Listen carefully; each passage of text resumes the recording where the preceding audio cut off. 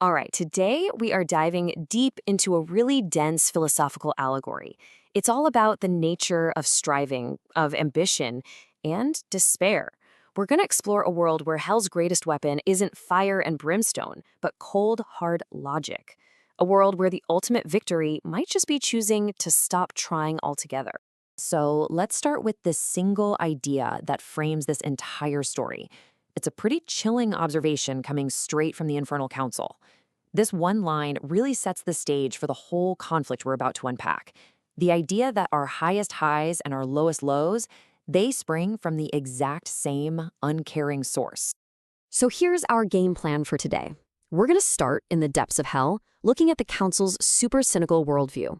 Then we'll meet their little mechanical creation, see it in action against some ambitious mortals, and finally, we'll witness how this entire philosophy plays out in one single isolated soul. Okay, let's kick things off by trying to understand the worldview of the Council of the Great Evening.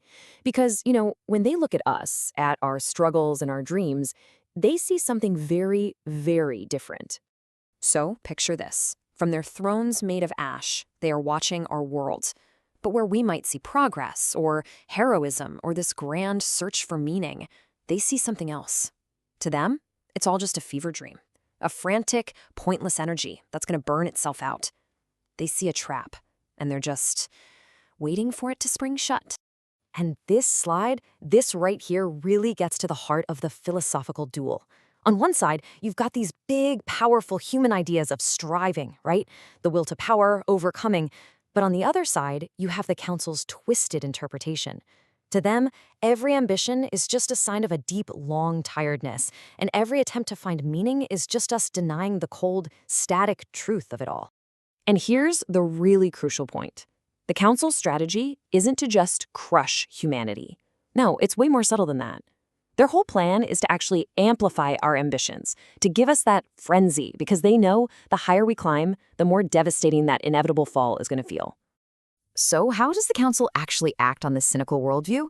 Well, they don't send an army of demons. They build a machine. And this is what they create, the Obsidian Observer.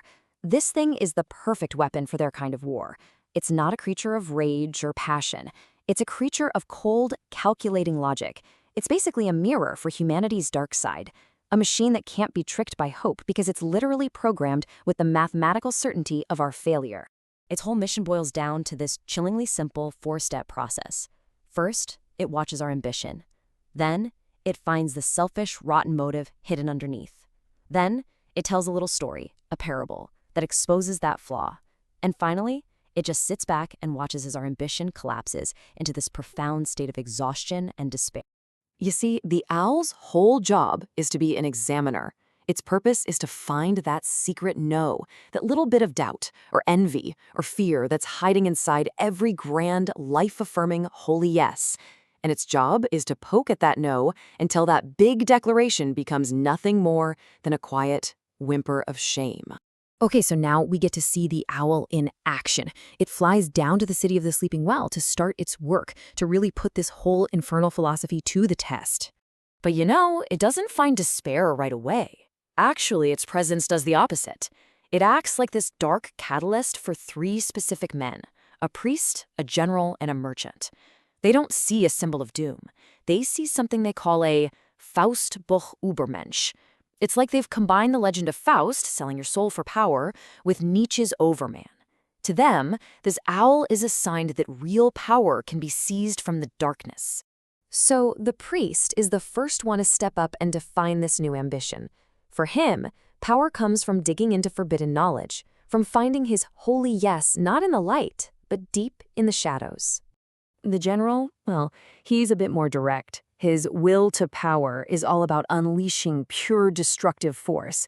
He's got this idea that you have to burn everything down before you can build something new. And then you have the merchant. For him, this is all just one big nihilistic business deal.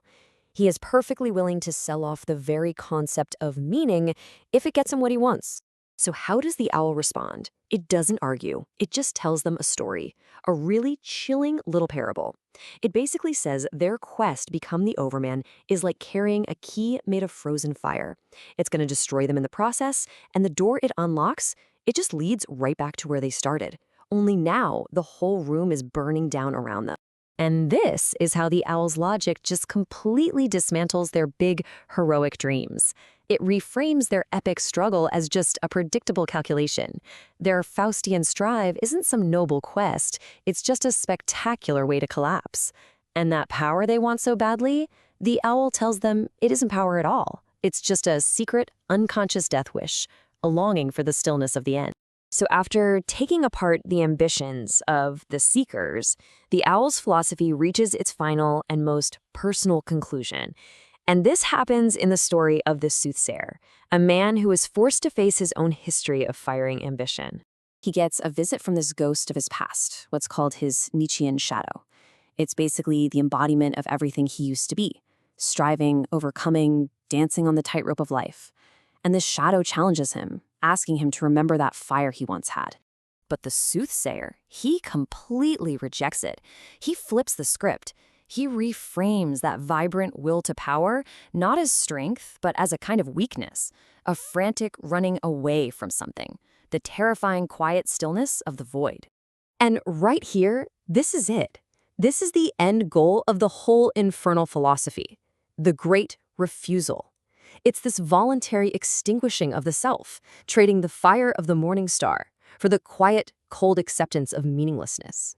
It's a belief that the only way to finally be healed is to simply be finished. Okay, so let's pull all these threads together now and take one last look at the central conflict at the very heart of this dark philosophical story. So this entire allegory is really about a battle for the soul, and it's fought between two totally opposing ideals. On one side, you have that fiery affirmation of life, the holy yes, the will to become something more. And on the other, you have the owl's cold logic, which argues that this whole fever of ambition is just a quick path to exhaustion, and that true peace can only be found in the great refusal. And all of this leaves us with one final, pretty provocative thought to chew on. Is this choice, to voluntarily extinguish your ambition, to accept a meaningless world, is that a profound state of peace and wisdom? Or is it the most profound and final tragedy you can possibly imagine?